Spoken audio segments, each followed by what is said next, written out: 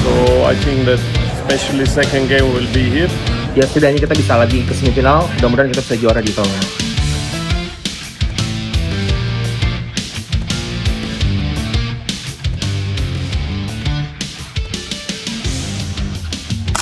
Persib tutup 2025 dengan hasil positif. Begini tanggapan luar biasa Bojan Hodak. Penasaran? Yuk kita simak videonya. Pelatih Persib Bandung Bojan Hodak memastikan kondisi timnya dalam keadaan bagus jelang akhir tahun 2025. Hal itu disampaikan langsung oleh pelatih asal Kroasia ini setelah memimpin latihan skuad Maung Bandung di lapangan pendamping Stadion Gelora Bandung Lautan Api. Bojan menuturkan, pada musim ini skuad Maung Bandung tampil di AFC Champions League 2 2025-2026 dan kompetisi BRI Super League 2025-2026. Meski demikian, Persib Bandung menutup tahun 2025 sebagai pemuncak klasemen di kompetisi BRI Super League 2025-2026.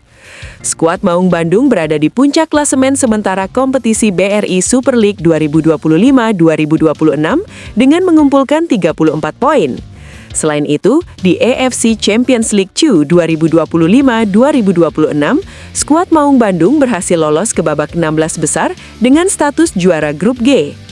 Melihat kondisi tersebut, Bojan Hodak berharap Persib bisa tampil konsisten di tahun 2026 dan melanjutkan tren positif serta mempertahankan posisi puncak hingga akhir musim. Ini latihan di akhir tahun dan hal bagusnya adalah tahun ini kami bermain di 2 turnamen. Liga Champions kami berada di puncak klasemen grup dan sekarang di Liga kami nomor 1. Saya hanya berharap kami bisa melanjutkan ini hingga Mei. Kami akan terus ada di sana, puncak klasemen hingga Mei, ungkap Bojan Hodak. Lantas bagaimana nih tanggapan kalian? Coba tulis pendapatmu di kolom komentar ya.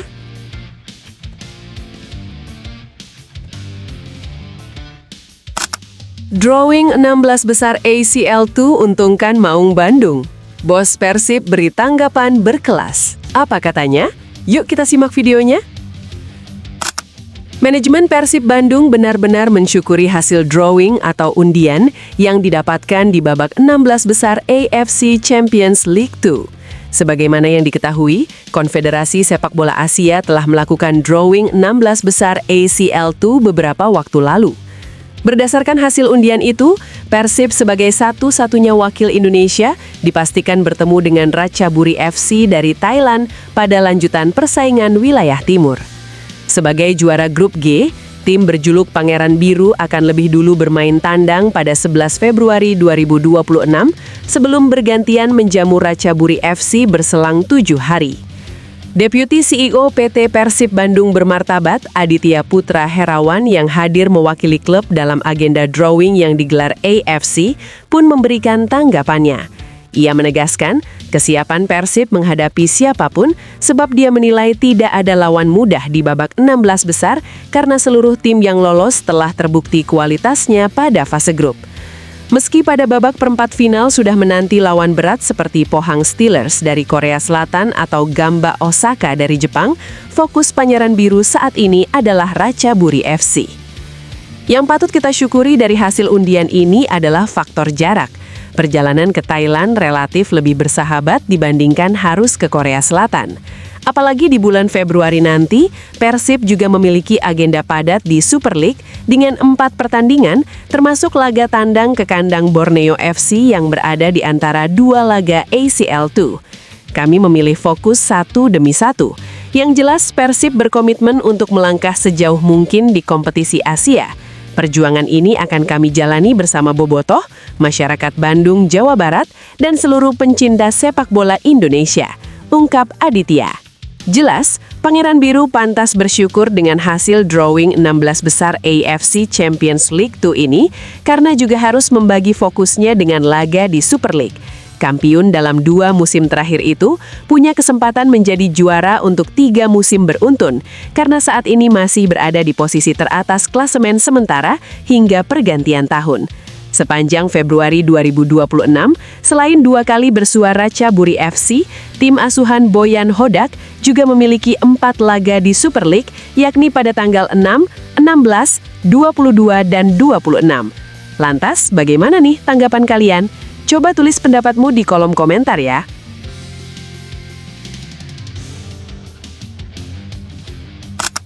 Persija dihantam kabar penunggakan gaji pemain, pernyataan Andre Rosiade kembali buat Ferry Paulus terpojok. Ada apa sebenarnya? Yuk kita simak videonya. Rival Persib Bandung, Persija Jakarta, kembali menjadi sorotan tajam publik sepak bola tanah air. Bukan tanpa alasan, klub berjuluk Macan Kemayoran itu lagi dan lagi dikaitkan dengan isu sensitif, yakni dugaan penunggakan gaji pemain. Isu ini mencuat setelah penasihat Semen Padang, Andre Rosiade, melontarkan pernyataan yang cukup mengejutkan melalui media sosial pribadinya. Dalam sebuah balasan komentar di akun Instagramnya, Andre secara terang-terangan menegaskan bahwa Semen Padang bukanlah klub yang gemar menunggak gaji pemain. Tak berhenti di situ, Andre juga menyelipkan sindiran tajam yang langsung memancing perhatian publik. Ia menyinggung keberadaan klub yang berlabel elit, namun justru kerap terlambat membayar hak pemain. Mohon maaf, kami bukan klub sok elit tapi hobi nunggak gaji. Kasihan pemain label timnas tapi gajinya sering terlambat. Begitulah balasan yang dilontarkan Andre Rosiade. Jelas, komentar tersebut sontak mengundang beragam reaksi dari netizen. Menariknya, banyak pihak menduga bahwa sindiran Andre Rosiade ini secara tidak langsung mengarah kepada Persija Jakarta. Dugaan tersebut bukan tanpa dasar. Sebelumnya, hubungan Andre Rosiade dengan supporter Persija memang sempat memanas, terutama setelah Semen Padang berhasil menaklukkan Persija Jakarta pada pekan ke-14 Super League. Kala itu, adu argumen antara Andre dan sejumlah fans Persija ramai terjadi di media sosial.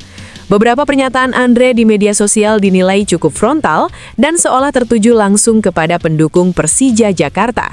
Bahkan Andre juga tak segan menyeret nama Ferry Paulus yang saat ini menjabat sebagai Direktur Utama PT Liga Indonesia Baru. Saat itu, Andre menanggapi protes supporter Persija terkait keputusan wasit dalam laga Semen Padang vs Persija.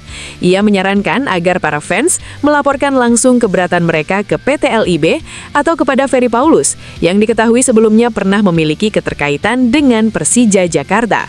Rentetan pernyataan ini pun kembali membuka luka lama terkait isu profesionalisme klub, khususnya soal pemenuhan hak pemain. Kini, sorotan tajam publik kembali tertuju pada Persija Jakarta, menanti klarifikasi sekaligus pembuktian agar polemik serupa tak terus berulang. Lantas bagaimana nih tanggapan kalian? Coba tulis pendapatmu di kolom komentar ya.